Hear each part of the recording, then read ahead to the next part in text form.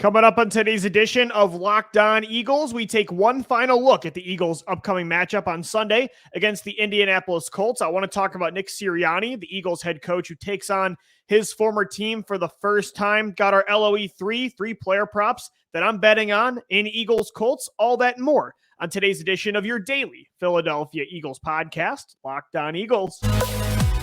You are Locked On Eagles, your daily Philadelphia Eagles podcast.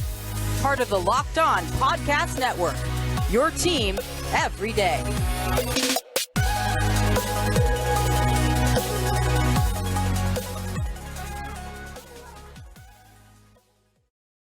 We thank you so much for making today's episode of Locked On Eagles your first listen. Thank you for making Locked On Eagles your first listen each and every day. Today's episode is sponsored by Simply Safe Home Security with Fast Protect technology exclusively from Simply Safe. 24/7 monitoring agents capture evidence to accurately verify a threat for faster police response. There's no safe like Simply Safe. Visit simplysafe.com/LockedOnNFL to learn more. I'm Louis DiBiase. You can follow us on Twitter while Twitter's still alive. We'll see if that is sustained. Please, Elon, do not take down the bird account. I need to talk to all my Eagles listeners. But for now, follow us at Locked On Birds, at DiBiase LOE. Our podcast is available Monday through Friday on all podcast platforms in audio form, video form as well on YouTube. It's a Friday edition of the show. We're wrapping up another week of episodes, getting ready for Eagles Colts at Lucas Oil Stadium this Sunday at 1 o'clock. The Eagles at 8-1, trying to hang on to that one seed in the NFC, trying to bounce back for the first time this year as they suffered their first loss on Monday night against the Washington Commanders. But this is a team that I don't feel like is really going to get into a slump. I'm very confident heading into this matchup with the 4-5-1 Colts that, clearly I don't think they're even as good as their record shows. Do they have pieces on the roster? Absolutely. But at the same time, I'm feeling confident the Eagles are going to go on the road and get a win on Sunday to get to 9-1. And a huge part of that is head coach Nick Sirianni. And again, like I said, I don't think this team is a team that can start to spiral. First off, they're too talented, and I also think they're just too well prepared. A lot of that is because of the maturity in these veteran players, right? Their leadership that's done it before. Jason Kelce, Brandon Graham, Fletcher Cox, Lane Johnson, the list goes on. Also, the young players that are always so prepared, right? Jalen Hurts and Devontae Smith and just Jordan Mailata, you name it. Everybody is it's such a well-run team right now because of the players, because of the ownership and the front office, but because of their head coach, Nick Sirianni as well, who takes on his former team for the first time since the Eagles stole him away from Indianapolis back in 2020 after firing Doug Pederson. They made Nick Sirianni the guy. And let me tell you, I think we all are very happy. As much as we love Doug, we are very happy with Sirianni as the head coach. I think both short-term and long-term, what he's done in his first year, getting that team from 2-5 to winning 7 of their next 9 to make the playoffs last year with not as nearly a good of a roster as they have now, to what they're doing in year 2. Again, 8-1. They've had the best record in the NFL for the entire season. Incredible. Truly impressive what Sirianni's done with this team, especially considering the shoes he's had to fill. I mean, that was, we talk about a lot the pressure that Jalen Hurts has had, right? Considering that he was taking over for Carson Wentz, who collapsed out of nowhere. The Eagles had just given Wentz an historically great contract. He was really good from 2017 to 2019. And Jalen's coming into a city where it's already very hard to play quarterback. The team's preparing maybe to replace him already with, Zach Wilson, Russell Wilson, Deshaun Watson. We always talk about the pressure Hurts has overcome. But what about Sirianni? I mean, this guy was taking over for a head coach in Doug Pederson that brought the Eagles their first Super Bowl ever.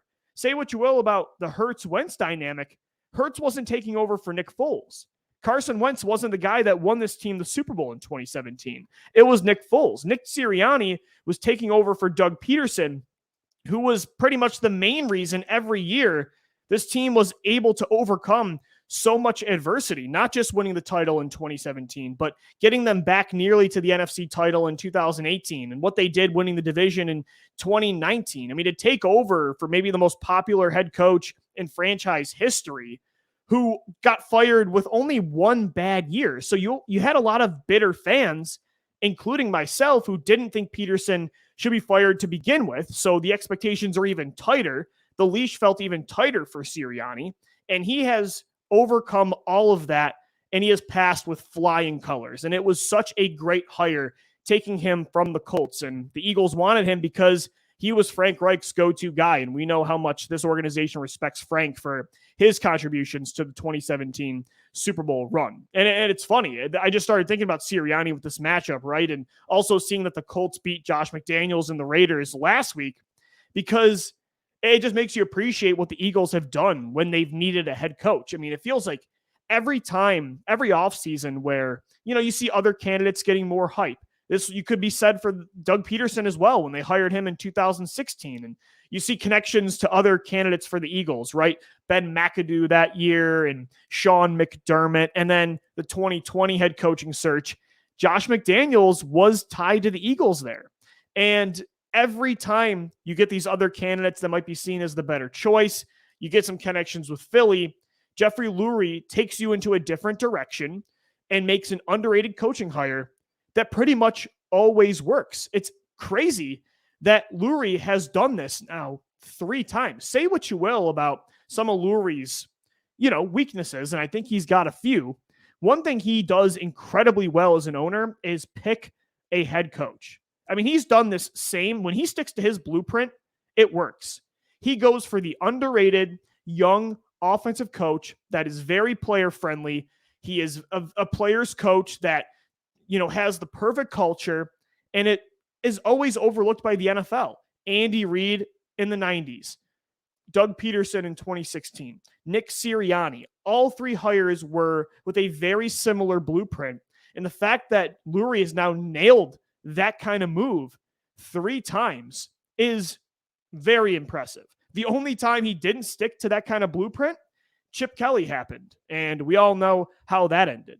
So I think it's been so impressive to see what Sirianni has done in the last 2 years, and impressive to see that Lurie has time and time again kind of proved us wrong about who he wants to be his head coach. And look, Sirianni has a little bit of a different style compared to Andy Reid and Doug Pederson. He's definitely less of a play caller, obviously. He's more of a hands-on trainer, though, than those 2 coaches, which I kind of love. I kind of love that he's the head coach for both sides of the ball, not just the offense. You see a lot of these head coaches are still more like coordinators because they're so caught up with the play calling and with the offensive game plan. But I kind of love that Sirianni, while he's very similar to Doug and Andy and how he dictates the culture and how much players want to fight for this guy, and he does have a great offensive background.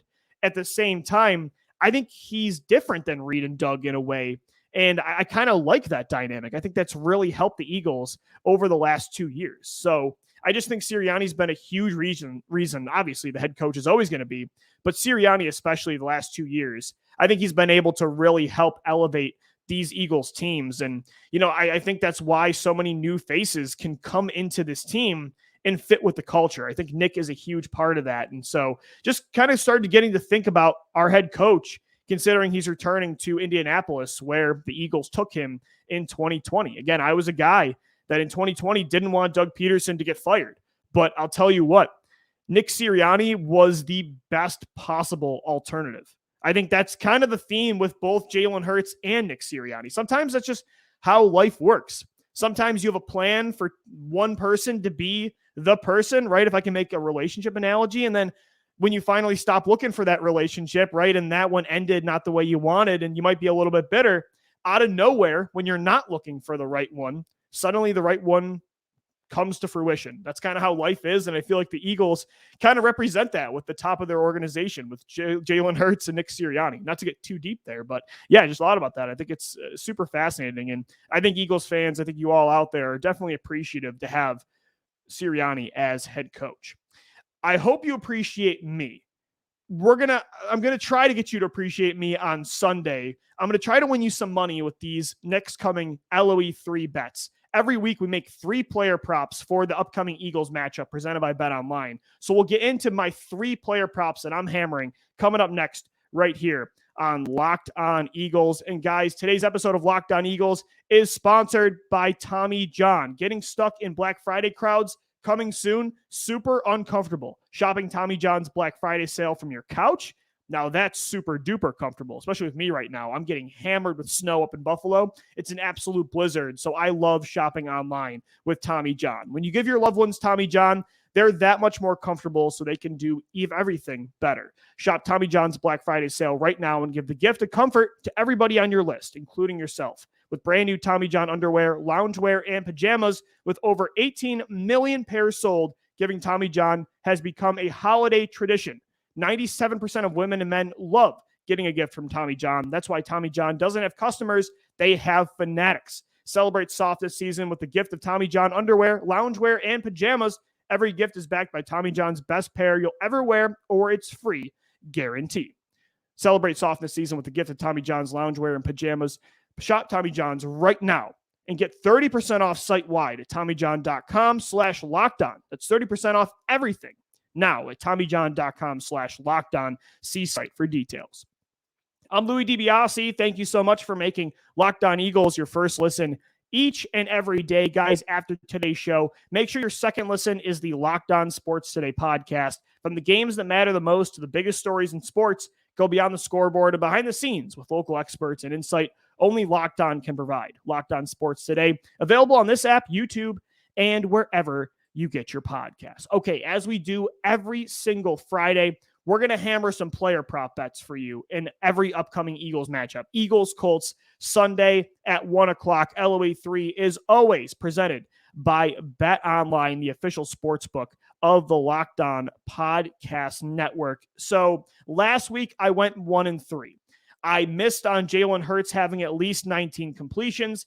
I missed on Devontae Smith surpassing 55 receiving yards, although I think he had it on that last reception, but because they were trying to do the kill Stanford to win the game, Devontae Smith ends up throwing the football 10 yards behind the line of scrimmage, or at least where he caught the ball. So it counted as a fumble and a loss of yardage.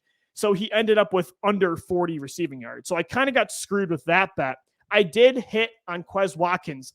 Finally, I had Quez Watkins having more receiving yards than Commanders receiver Jahan Dotson. So I went 1-2 last week. I'm still over 500 on the year, 14-13. So not too bad, but I want to get back to what I was doing the previous 2 weeks when I was 6-0. So here are 3 player prop bets that I have for you to make on Bet Online this Sunday in Eagles Colts. My number one bet is hammering Jalen Hurts, the over on 42.5 rushing yards. I think without Dallas Goedert this week, I feel like not that Hurts doesn't have a lot of weapons to throw the football still. He has A.J. Brown. He has Devontae Smith. He has Quez Watkins and Zach Pascal, who, by the way, is also returning to Indy for the first time. I think he's got plenty of options still to throw the football. Miles Sanders and Kenny Gainwell, too, in the backfield. But at the same time, I do feel like without that safety blanket that is Goedert, Hurts might be a little more inclined to run the football as he did earlier in the season, because he really hasn't run that much the last month, and it's probably on purpose to keep him healthy. But when you look at his stats rushing-wise over the last month, Jalen has not had over 40 rushing yards since week 5. And again, a lot of that's on purpose, and a lot of it's just he's been dominating inside the pocket throwing the football. In the last 4 games, Jalen Hurts has 10 passing touchdowns. He has at least 2 in every single matchup. In his first 5 games, Jalen Hurts had only 4 passing touchdowns. So he's dominating in a different way, which I love because we wanted to see Jalen dominate this year as a passer. But I do think he'll get back a little more to running the football, especially outside of structure with Dallas Goedert outside the lineup. I'm very happy with how they've used him. Even last week, I love how they're utilizing his threat to run in different ways. You saw the fake quarterback draw, jump pass like Tim Tebow that ended up being a touchdown to Dallas Goedert. But this week, I do think he actually tucks it and runs the football. I'm going to take the over on 42.5 rushing yards for Jalen Hurts. That's going to be my number one bet this week on Bet Online. My second bet, I'm going to bet against Indianapolis Colts wide receiver Michael Pittman. I'm going to say Pittman hits under 57.5 receiving yards, which is Bet Online's current projection for Pittman. 57.5 is the line. I'm going to take the under there. Why? because Darius Slay last week kind of got showed up by Terry McLaurin. And look, it wasn't all on Darius Slay. The Eagles, a lot of the time, were playing soft zone coverage. There were times where Jonathan Gannon had a safety on McLaurin. A lot of the time, Chauncey Gardner-Johnson was matched up with Terry. But at the same time, when they did have press man coverage on McLaurin with Darius Slay, he really wasn't that great. That was Darius Slay's worst game by far. McLaurin got the best of him pretty consistently. And I can't imagine that Darius Slay is going to have another game like that. I think he's going to shut down Michael Pittman. And then my third bet, I should say, for LOE3 presented by BetOnline, it's going to be my head-to-head of the week. It's Miles Sanders versus Jonathan Taylor. I think Miles Sanders this week, and it's bold considering how bad the Eagles have been this year against the run, but I think Miles Sanders will finish the game on Sunday with more rushing yards than Jonathan Taylor. The Colts are an average run defense right now. They're below there. I think they're, I know passing and rushing, I'm mixing it up. I don't have it in front of me right now, but they're either 17th or 14th against the run. Either way, a mid-tier rushing defense. Not amazing, not bad either. So it's not a beautiful matchup that Miles Sanders has like he did Thursday night a couple weeks ago against Houston, but it's not a hard one either. And Jonathan Taylor, is he a better running back than Sanders? For sure. He had a huge game last week against Las Vegas, finished with over 140 rushing yards, finally getting healthy. He completely dominated. But I think the Eagles this week are so focused on stopping the run, right? They bring in Linval Joseph. They bring in Ndamukong Suh. Not sure if either or both of those guys are going to play. But even if they don't, the Eagles, I think, are going to be a different defense this week, really focusing on stopping Taylor. Now, can you completely shut Taylor down in a game? Probably not. But I feel like you can limit him enough.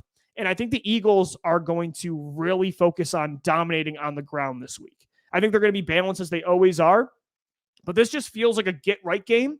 And when the Eagles want to get right, they go back to the ground.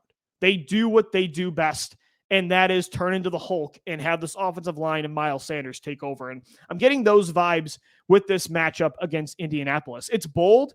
I think the odds right now are at plus 160 for this bet to have Sanders finish with over more rushing yards than Taylor. But I think the Eagles are going to stack the box. Hopefully, maybe. I think they're going to try as hard as they can to stop Taylor. And hopefully maybe it's more optimistic thinking with this bet, but I think it's a get-right game for the Eagles' defensive line against the run. Here's to hoping. Taylor is one of the best running backs in the league. Last year, he was the best. It's not an easy matchup, but at the same time, I got to win you guys some money. I got to go bold sometimes. The last time I went bold 2 weeks ago, I nailed the anytime touchdown bet for Kenny Gainwell. So maybe I can do that for you again this week. Those are my 3 LOE3 bets presented as always by BetOnline, the official sportsbook of the Locked On Podcast Network. And guys, overall, today's episode of Locked On Eagles is brought to you by BetOnline. BetOnline is your number one source for sports betting information, stats, news, and analysis. Get the latest odds and trends for every professional and amateur league out there, from football, NFL, and college to the NBA, college basketball, soccer, esports. They've got it all at betonline.net. And if you love sports podcasts, you can find those at BetOnline as well. They're always the fastest and easiest way to get your betting fix. Head over to the website today or use your mobile device to learn more about the trends in action, because BetOnline is where the game starts. I'm Louis DiBiase. Thanks so much for tuning into this Friday edition of Locked On Eagles, wrapping up another week of shows. We've got Eagles Colts this Sunday at 1 o'clock. The Eagles trying to bounce back from their first loss of the season Monday night against the Washington Commanders. The Eagles will be wearing, here is your Friday traditional, as I do every week, your traditional jersey update. The Eagles will be wearing white on green in Indianapolis. I always like to wear black at times when they come off a loss because they never lose in black, but they're trying to save black, I think, for the rest of the matchups where they wear their new black helmet, which I'm still pumped to see. White on green, that's fine. White on green, I used to call it the slow pants. I felt like they always looked so much more unathletic when they were green. But I don't know, maybe it's because the Eagles are so much more swaggy now on offense with, everybody's wearing a visor now. I'm a big a big fan of the look good, play good mentality. Jalen Hurts was rocking a arm sleeve last week on his non-throwing shoulder. So maybe it's just because overall the equipment game of this offense looks better. But white on green is actually, it's grown on me over the last 2 years. One thing that I'm annoyed about, though, that I've noticed the Eagles have done with their white jerseys. So this year they've already worn white on green, white on white, and white on black, right? The white jersey gets all three pant combinations. But why? And maybe you guys don't care about this, but this is my nerd in me going deep into jersey analysis. Why do the Eagles only use white pants for their green jersey? That's what bothers me. Like the white jersey, I like the look white on white. I like white on green. I like white on black. Overall, I just like jersey variety. But why can't the Eagles, like on Monday night, instead of green on white, why don't you do green jersey and black pants? Somebody did a Photoshop job of that on Twitter, and I thought it looked awesome. Green on green even. They haven't done that since the early 2000s. I think the Eagles got to switch it up with their green jersey. I think they, even with the white jersey, they got stagnant for a few years there. They were only wearing white on white. They had never worn white on black before 2021. And white on green had kind of gotten removed from the lineup for about I would say from like 2014 really to 2019. Those 5 years, they would wear white on green like 1 or 2 times a year. Now they wear all of them for their white jersey, which I love. But I think they got to do the same thing for their green jersey. Give me green on green. Give me green on black. Just give me variety when it comes to jerseys. So there you go. There's my quick jersey rant to wrap up the show. But overall, my final thoughts on this game between the Eagles and Colts on Sunday. I think the Eagles do win handily. Like I said in the beginning of the show, I just don't think this team will get into a dry spell this year. They are too well prepared. They are too talented, and they're just a superior team to the Indianapolis Colts, who are 4-5-1. They have an interim head coach in Jeff Saturday as their guy. They're coming off that high of that first win with Saturday against the Raiders. I think they come crashing down this week. I think you just got to stop Jonathan Taylor, limit him as much as possible, and watch that play action. I think teams now know the Eagles are going to try even harder to stop the run, and they're going to really focus on trying to stop that bleeding. So maybe now the offenses will choose to fake you out and run some play action with Matt Ryan this week, Michael Pittman, Alec Pierce. I think that's something to keep an eye out for. If you can stop the play action pass, if you can limit Jonathan Taylor, I don't think Matt Ryan's going to be able to hang with Jalen Hurts in this game. Jalen Hurts is playing too good right now, I think, to lose 2 games in a row. When you have an elite quarterback, I'm just never going to predict that you lose multiple games and start to downward spiral. I don't think it's going to happen. I think the Eagles get the win against Indy on Sunday. We'll be back to recap the game on Sunday for the post-game show. So guys, enjoy this matchup. Enjoy your weekend. We'll be back on Sunday for our post-game show. Make sure you subscribe to Locked On Eagles on all podcast platforms, free and available Monday through Friday, on YouTube as well. And make sure you hit us up on Twitter while you can at Locked On Birds, at DiBiase LOE. Thank you for making today's Locked On Eagles and every Locked On Eagles your first listen each and every day. For your next listen, check out the Locked On Sports Today podcast, the biggest stories of the day, plus instant reactions, big game recaps, and the take of the day. Available on the Odyssey app, YouTube, and wherever you get your podcasts. As always, thank you for downloading. Thank you for watching and listening. And let's go Birds.